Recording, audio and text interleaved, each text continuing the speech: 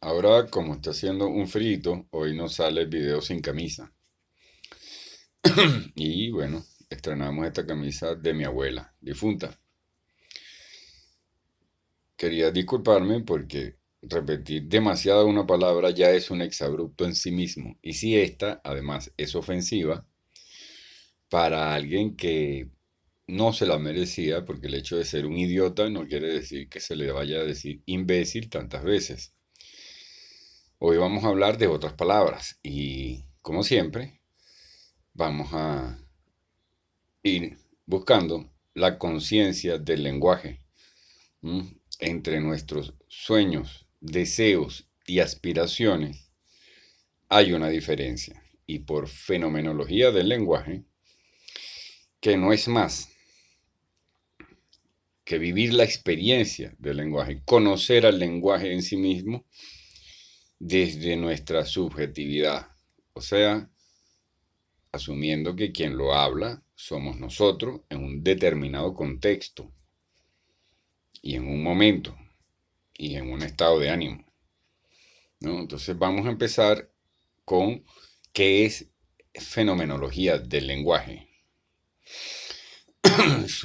Se puede establecer que su fundador es el señor Merleau-Ponty, alguien a quien el filósofo Han cita mucho, porque esa es su principal herramienta, ¿no? El filósofo coreano que da clases en Alemania. Él se basa en fenomenología, esa es su gran herramienta. O sea, es un poco para que la gente sepa que yo soy quien la nombra y la divulga, pero la fenomenología es la gran herramienta de la filosofía del siglo pasado y es lo que ha permitido que sobreviva. Y yo no soy fenomenólogo en balde, o sea, o de gratis, o porque me da la gana, o porque quiero ser original, sino porque la fenomenología salvó la filosofía. La salvó de eso que dice Hawkins, Stephen Hawking, que declaró la muerte de la filosofía. Pero no solamente él, Jacques Lacan como psiquiatra también dice la filosofía ya no resuelve nada. Se empieza a decir desde todas partes, desde todas las ciencias, la gente empieza a decir, por Dios, este montón de idiotas diciendo tonterías. Entonces, Merleau-Ponty, o sea, diciendo cosas que solo entienden ellos y que no le importan a nadie más y que no ofrecen resultados y que no ofrecen respuestas y que además hay que mantenerlo. Y yo estoy completamente de acuerdo con toda la gente que opina de esa manera. Los ejemplos no los voy a seguir poniendo. Bueno, vamos a suspender los exabruptos de las visceralidades de Argimiro Serna, ya que de alguna manera tiene que asumir su rol y su misión, lo que se puede denominar como una misión, de saber una serie de cosas y haber observado un periodo y de poder decir lo que no están diciendo ni Sain, ni filósofo Han, ni Zizek, ni Chomsky. Bueno, porque su experiencia, que él la asume, yo la asumo, es diferente y ofrece diferentes lecturas. Entonces Merleau-Ponty funda la fenomenología del lenguaje. Se puede decir que la funda, ¿no? O sea, asume las enseñanzas de Ferdinand de Saussure, un francés que se dedicó al estudio del lenguaje, la lingüística en sí misma, y establece que hay un significado y un significante, y que las figuras retóricas se resumen, ¿m? La paráfrasis, sinalefa,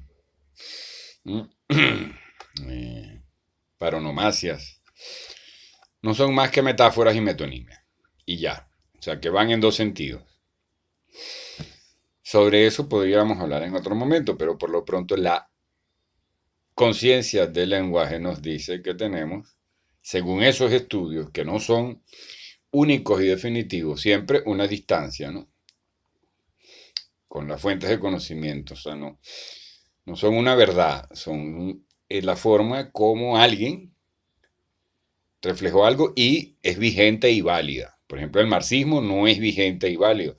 Es muy útil y muy interesante en muchos sentidos, pero yo considero y creo haber comprobado con mi experiencia que no es vigente y válido. Pero muchos de sus descubrimientos son importantes. Ahora bien, el descubrimiento de Ferdinand de Saussure, sí, y Merleau-Ponty lo alía con las enseñanzas del señor Husserl. ¿Cómo se hace eso? Bueno, es muy importante cuando se estudia el lenguaje saber quién está hablando. De manera que cuando leemos un libro, estamos leyendo un libro en un determinado momento, impreso por una determinada editorial, traducido por alguien, incluso importa la letra, de qué tamaño y en qué momento de nuestras vidas lo leímos y en qué momento del día. Eso es una forma amplia. Entonces, pero en la fenomenología del lenguaje nosotros vamos a estudiar las palabras, vamos a conocer las palabras por lo que significan para nosotros en nuestro contexto. Y revelan gran cantidad de cosas interesantes. Por ejemplo, la palabra sujeto no es tanto sinónimo de individuo, puede ser hasta contraria. Y la palabra sujeto nos dice que estamos sujetos a algo y es aplicable.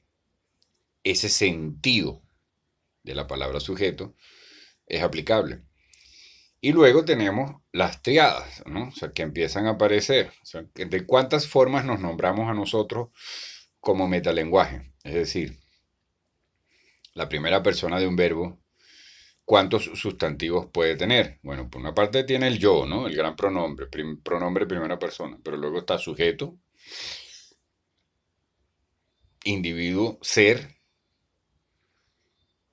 El ser es algo así como la sustancia de todo ente, ¿no?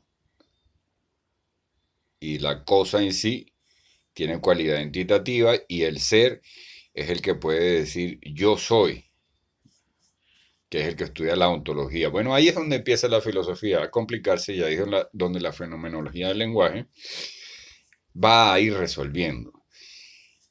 ¿Qué hace el yo? ¿Qué lo define al yo y al ser? Para no caer en esos onanismos del ser, el ente, la cosa, etcétera, que es precisamente el gran descubrimiento del señor Kant. O sea, el descubrimiento del señor Kant es muy simple.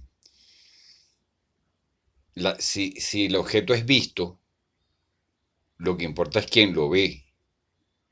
La cosa en sí, lo que importa es quién la ve. ¿Qué quiere decir eso? Que la cosa en sí va a depender de mi sueño, deseo y aspiración. Tenemos esas tres palabras fundamentales, seguramente pueden aparecer más. O sea, yo modifico la cosa si la deseo, si no la deseo, pues probablemente también la modifico en alguna medida. La cosa en sí, el objeto, o sea, el objeto, la cosa puede ser objeto de mi deseo, como ahorita el café, ¿no? ¿Ves? Porque ha costado conseguir pareja que soporte que yo me pare a las 3 de la mañana todos los días a las 3 de la mañana a escribir y a hacer videos. Lo de hacer videos lo he asumido recientemente. Bueno, me disculpan esta alergia constante que tengo por la polinización, esta nariz española, ¿verdad? No es que todavía, si estuviera colocándome, como dicen los españoles, no haría este video. Y seguramente hablaría más rapidito. No, nariz española en el trópico es un problema. Entonces, sueño, deseo y aspiración. Que por cierto, aspiración tiene una polisemia que acaba de empezar a ser lúdica, ¿no? Porque uno puede aspirar. Pero lo cierto es que la aspiración tiene que ver con el emprendimiento empresarial. Yo aspiro, o sea, con cierto sector. Es algo que empieza como de aquí para allá. Yo aspiro a algo.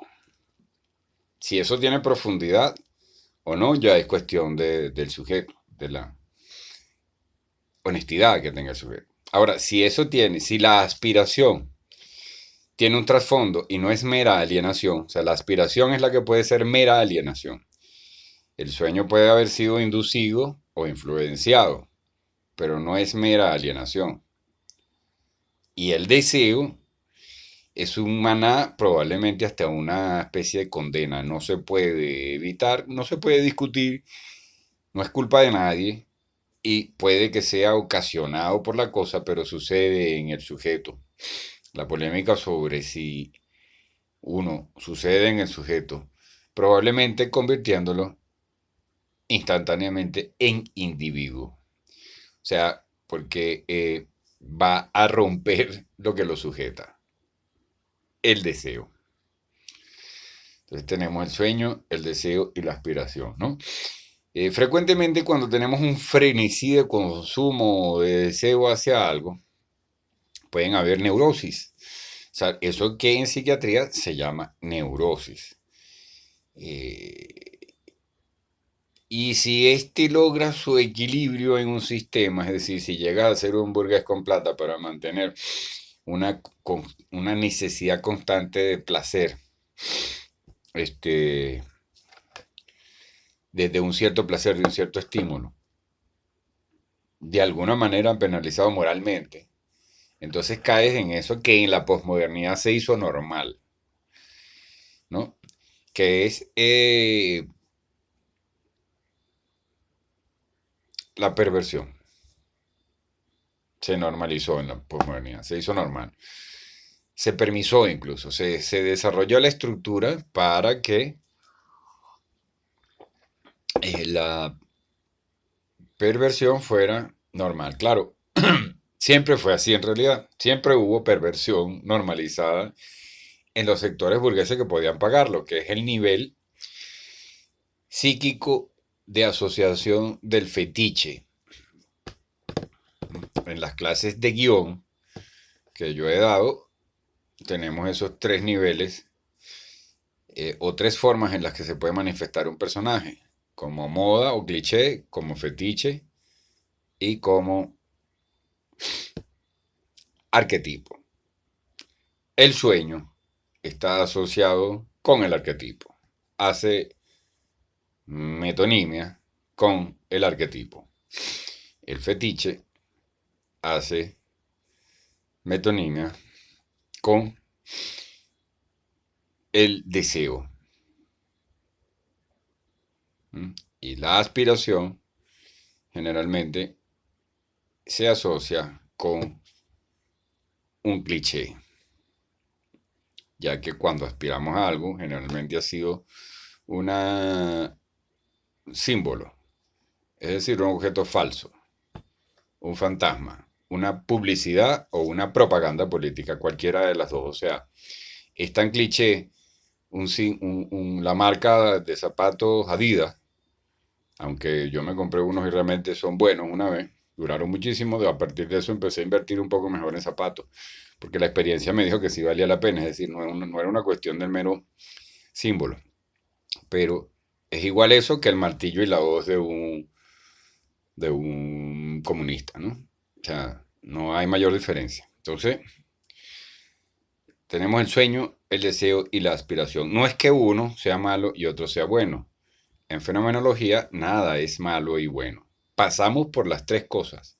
Durante el desarrollo de la adolescencia, el juego corporal, sexual, el descubrimiento del mundo, no debe todavía estar comprometiéndose con un arquetipo. Debe conocer muchos clichés, muchos símbolos, y en determinado momento sentirá el arquetipo. Entonces, el adolescente aspira. En la adolescencia programada se pasa toda la vida aspirando. Y fíjate que esa asociación con que pasan toda la vida aspirando vale, porque es adolescencia también el hecho de pasar toda la vida aspirando cocaína. Es adolescencia, de hecho pudiéramos decir que como la cocaína viene siendo un medicamento, fundamentalmente. Es un anestésico y estimulante. Cuando se usa para el mero goce, te convierte en un estúpido. Siempre. O sea, yo lo sé de primera mano, sin lugar a duda. Entonces, tenemos, para cerrar, que nuestros sueños, nuestros deseos y nuestras aspiraciones van a determinar, van a definir los vectores, que podemos estudiarlos según tipos y formas. Pero son tres vectores fundamentales que nos orientan y que nos dirigen, ¿no? La famosa acedia, que se supone que sea el octavo pecado capital, que Dante no nombró, es cuando no tenemos ninguno de los tres, cuando de alguna manera desaparecen o sucede una desconexión. Y un sujeto sano vive los tres, conoce los tres y se sujeta por los tres. Así que bueno, amigo Oscar, te pido públicamente una disculpa, no eres un imbécil, eres solo un idiota. Este, porque Parménides, no puedes discutir que Parménides haya sido heleno. Los helenos escribieron más diversidad de cosas y eran más. Y sus sueños, y sus deseos y sus aspiraciones fueron más públicos. Los eleatas eran la aristocracia de la época y escribían en poemas. Y eso tenía que ver con que no necesitaban tanto ser entendidos. En cambio, los helenos, eleatas y helenos. Parménides, eleata. Heráclito, heleno. Dos presocráticos, anteriores a Sócrates. Sócrates, heleno. Platón, heleno. Aristóteles, heleno. Epicuro, heleno. Estoicos, todos helenos. Bueno, en fin. No discutamos tonterías. Para no hacer, bueno, para no tentar al maestro a que cometa tales exabruptos como el que cometí, porque bueno, aunque nos equivoquemos, hay que continuar.